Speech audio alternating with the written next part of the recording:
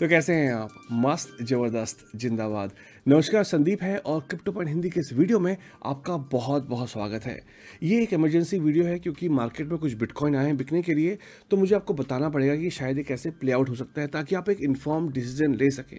और हाँ, अगर आज आपका पहला दिन इस चैनल में, तो आप इस चैनल की बाकी वीडियोज़ भी देखिए, प्लेलिस्ट देखिए और अगर आपको कंटेंट पसंद आए, तो उसको लाइक करिए, अपने दोस्तों को शेयर करिए। तो अब स्टार्ट करते हैं ये वीडियो।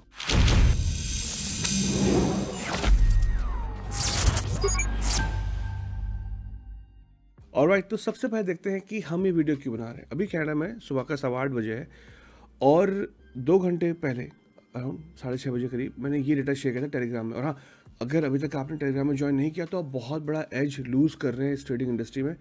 अगर आपको ये जानकारी जाननी है कि क्या हो रहा है मार्केट में, तो आपको क्रिप्टो पॉइंट हिंदी का टेलीग्राम चैनल जो कि क्रिप्टो पॉइंट HI है, ज्वाइन करना चाहिए। इसका लिंक आपको डिस्क्रिप्शन में मिल जाएगा और पिन कमेंट में मिल जाएगा, ठीक है। तो ये आपको ज्वाइन करना बहुत इंपॉर्टेंट है। तो हमने देखा कि ऑलमोस्ट 9000 बिटकॉइन बिकने के लिए आए, जो कि इतनी बड़ी बात नहीं होती। लेकिन उसके बाद फिर मैंने इसको पूरा ट्रैक किया तो 12000 बिटकॉइन और बिकने आए, ऑलमोस्ट 21000 बिटकॉइन। खैर इसके अलावा भी और बिटकॉइन आए हैं, लेकिन ये मेजर चंक है बिटकॉइन का। तो अगर देखा जाए मार्केट में इस वक्त बिटकॉइन का रिजर्व या फिर एक्सचेंज में बिटकॉइन का रिजर्व बढ़ चुका है। अगर आप यहाँ पर देखें 12 मई का ये डेटा है, तो एक स्टीप इंक्रीज हुआ है बिटकॉइन के रिजर्व में। कहाँ पर? एक्सचेंजों में। मतलब कहने का ये है कि बिटकॉइन जो है बिकने के लिए आए हैं, जैसा भी आपको डेटा दिखाया मैंने। तो ये हमको कैसे अफेक्ट कर सकता है इसको जानते हैं और इसके लिए हम यूज़ करेंगे बिटकॉइन का चार्ट। और हाँ, मैं कोई फाइनेंशियल एडवाइजर नहीं हूँ, तो जो भी मैं बता रहा हूँ इसको सिर्फ एजुकेशनल पर्पज़ के लिए यूज़ करिएगा और जो भी आप ट्रेडिंग लेते हैं उसमें इसको आप इंक्लूड कर सकते हैं एज अ रिसर्च। और हाँ, इसके अलावा अपनी खुद की रिसर्च भी करेगा। तो लेट्स सी, मार्केट एक पैटर्न को फॉलो कर रहा था 3 मई से।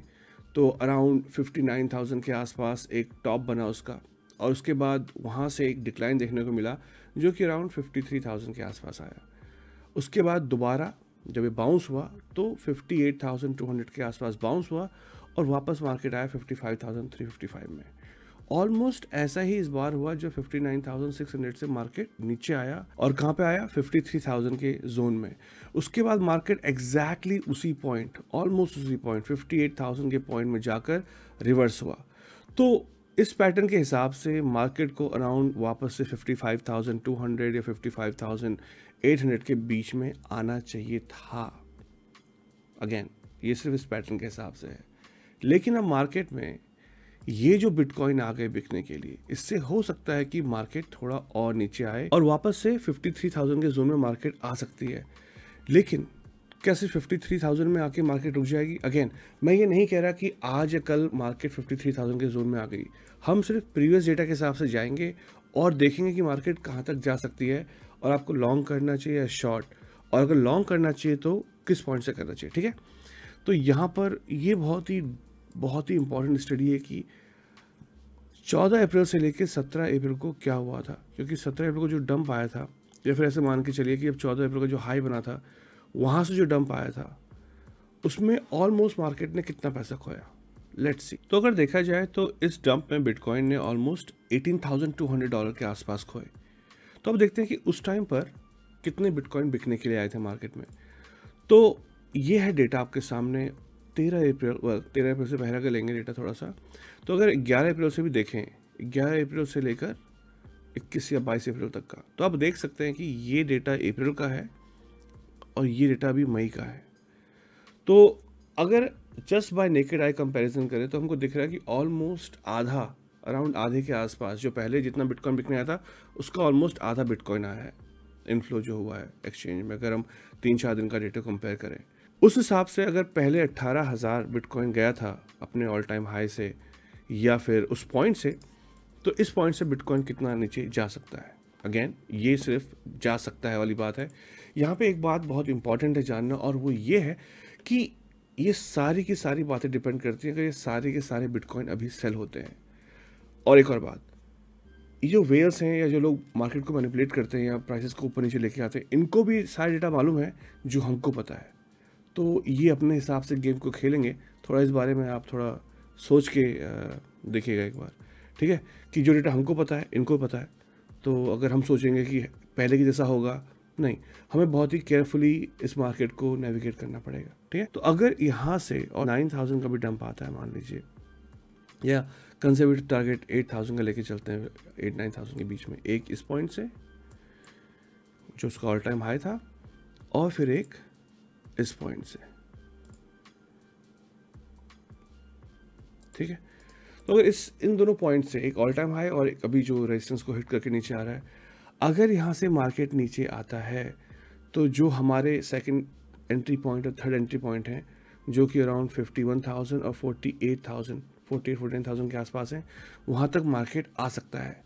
क्या ये 100% आएगा? आई डोंट नो, क्योंकि हो सकता है जो बेयर है वो भी ना बेचें, जो सेलर्स वो भी ना बेचें, बिटकॉइन को थोड़ा रुकें, या फिर पार्ट में बेचें, थोड़ा मार्केट नीचे लेके आए, थोड़ा ऊपर लेके आए। लेकिन अगर एक साथ ही सारे के सारे बिटकॉइन बिकते हैं तो मार्केट के यहाँ तक आने के बहुत ज़्यादा चांसेस हैं। तो अब क्वेश्चन आता है कि क्या आपको यहाँ पे शॉर्ट करना चाहिए? वेल, पर्सनली ऐसी कंडीशन में मैं शॉर्ट नहीं करता, मैं ज़्यादातर सपोर्ट से लॉन्ग करता हूँ, क्योंकि मुझको नहीं मालूम कि बेयर अभी बेचेंगे, कल बेचेंगे, या पार्ट्स में बेचेंगे, एक साथ बेचेंगे, या थोड़ा थोड़ा करके बेचेंगे। तो सपोर्ट से बाय करना ज़्यादा अच्छा ऑप्शन है। अब अगर आप चाहते हैं तो 53,000 में भी एक छोटी सी एंट्री ले सकते हैं, एक्यूमुलेशन कर सकते हैं, और जैसे ही प्रॉफिट बने, अगर आप लॉन्ग टर्म होल्ड नहीं कर रहे हैं तो आप उसको निकाल सकते हैं। अदरवाइज 51,000 और 48,000 अभी भी सेफ एरियाज हैं एक्यूमुलेशन पॉइंट के लिए। अब यहाँ पे एक लॉन्ग टर्म का अगर मैं आपके सामने एक टीए करूँ जो कि बहुत इंपॉर्टेंट है, वो ये है कि अगर, और ये बहुत ही इंपॉर्टेंट है, ठीक है, तो ये जो फिबोनाची मैंने लगा रखे हैं पैसे बढ़ा के, ये बहुत इंपॉर्टेंट है कि 14 अप्रैल को बिटकॉइन ने अपना ऑल टाइम हाई बनाया था 64,000, ऑलमोस्ट 65,000 के आसपास, और उसके बाद जो लो पॉइंट बना बिटकॉइन का वो पहले वाले लो से नीचे था, ठीक है। मतलब कहने का क्या है, आप समझिए, ये था लो जैन 27 का जो कि 29,000 के आसपास था, फिर ये था लो 1 मार्च को जो कि 43,000 के आसपास था, और फिर ये था लो जो कि 50,000 के आसपास था। अगर आप हाइस को देखिए तो 42, 58 और अराउंड 61, और उसके बाद जो हमारा नेक्स्ट हाई बना वो 64,800 के आसपास बना। तो इस पॉइंट तक 14 अप्रैल तक सब कुछ सही चल रहा था। क्यों? क्योंकि यहाँ तक हायर हाइज बन रहे थे और हायर लोज बन रहे थे, मतलब हम अप ट्रेंड में हैं। लेकिन 14 अप्रैल के बाद जब पहला लो बना वो 47,000 के आसपास बना, जो कि पहले वाले लो से नीचे था, क्योंकि उसके जस्ट पहले वाला लो कहाँ बना था? 50,000 में। तो ये बन गया लोअर लो। अब अगर बिटकॉइन इस पॉइंट से ऊपर नहीं जाता, मतलब 60,000 का मार्क नहीं तोड़ पाता ऊपर की तरफ, और गलती से जो बिटकॉइन बिकने आए हैं ये दूसरा लोअर लो प्लेस कर देते हैं, मतलब अगर 47,000 से नीचे 46,000, 45,000 प्लेस कर देते हैं, तो ये एक तरीके से रिवर्सल सिग्नल हो सकता है बिटकॉइन के मामले में। मैं नहीं कह रहा कि ऐसा हो रहा है, मैं आपको बस बता रहा हूँ कि आपको क्या देखना चाहिए अगर आपको बिटकॉइन का रिवर्सल देखना है, क्या टॉप था नहीं था, तो आपको एक आइडिया मिल जाएगा। अब हायर हाई लोज नहीं बन रहे हैं, बल्कि लोअर हाइज और लोअर लोज बन रहे हैं, अगर बनता है तो, ठीक है। और वही बात जो मैं बोलते हुए आया हूँ, मंथली में थोड़ा केयरफुल रहने की, हमको मंथली में थोड़ा केयरफुल रहना है। मतलब अगर मई मंथ की कैंडल जो है रेड क्लोज होगी बड़ी बॉडी के साथ, तो थोड़ा सा हमको एक बेयरिश सिग्नल देखने को मिल रहा है। इसके साथ साथ अगर आप मुझसे पूछें कि हमारे पास कितने दिन हैं ये डिटरमाइन करने के लिए कि हम किस तरफ जा रहे हैं, तो उसका सिंपल सा आंसर है हमारे पास ऑलमोस्ट अभी 12 दिन और है। क्यों बोले मैंने 12 दिन? अगर आप देखो इस चीज़ को तो आप कंपेयर कर सकते हो इस हायर हाई से लेकर जो उसका नेक्स्ट हाई बना वो थे ऑलमोस्ट 19 दिन। तो इस दिन से लेकर हमारे पास नेक्स्ट 19 दिन के आसपास हैं, जिनमें से ऑलमोस्ट 7-8 दिन हो चुके हैं, तो 11-12 दिन बचे हमारे पास टोटल ये जानने के लिए कि हम किस डायरेक्शन में जा रहे हैं। खैर उसके बारे में वीडियो बनाऊंगा, तो आप इससे भी कंफ्यूज मत होइएगा, जैसे होगा प्रोग्रेस वैसे बताऊंगा। मैं ज़्यादा इन्फॉर्मेशन देना नहीं चाहता, नहीं तो आप कंफ्यूज हो सकते हैं और गलत डिसीजन ले सकते हैं। तो ये है।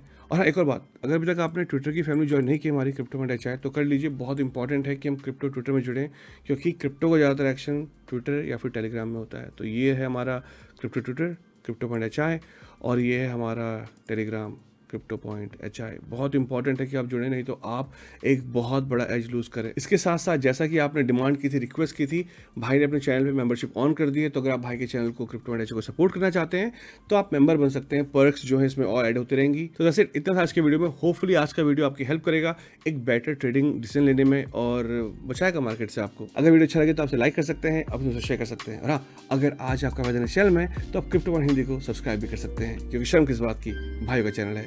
हम फिर मिलेंगे, तब तक के लिए take care and be safe.